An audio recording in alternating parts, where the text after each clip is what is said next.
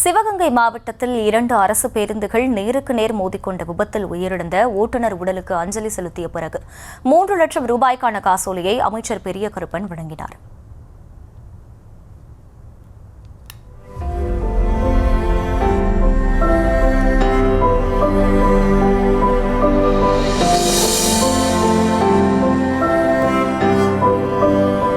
கூடுதல் விவரங்களை செய்தியாளர் சந்திரமோகன் வழங்க கேட்கலாம். சந்திரமோகன், வணக்கம். முழு விவரம். வணக்கம். நேற்று திருப்பத்தூர் அருகே 2 பேருந்துகள் நேருக்கு நேர் மோதியதில் 11 பேர் பலியாகி இருந்தனர் மற்றும் 44 பேர் காயங்களுடன் சிவகங்கை, திருப்பத்தூர், காரைக்குடி ஆகிய அரசு மருத்துவமனையில் அனுமதிக்கப்பட்டு சிகிச்சை பெற்று வருகின்றனர். தற்போது 11 பேர்களின் உடல்களில் 16 முதல் 18 வயதுடைய ஒரு பெண்ணுடைய உடல் மட்டும் அடையாளம் காணப்படாமல் உள்ளது. தற்போது காரைக்குடி அரசு மருத்துவமனையில் 3 பேருடைய உடலை பிரேத பரிசோதனை செய்யப்பட்டு அவர்களின் உறவினர்களிடம் ஒப்படைக்கப்பட்டது. தமிழக முதல்வரின் உத்தரவின் பேரில் பொது நிவாரண நிதியிலிருந்து 3 லட்சம் ரூபாய்க்கான காசோலையை அமைச்சர் பெரிய கருப்பன் மற்றும் சிவகங்கை மாவட்ட ஆட்சியர் பொற்கொடி வழங்கினார்.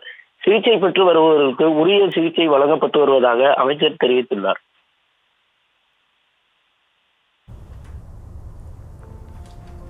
விவரங்களுக்கு நன்றி சந்திரமோகன்.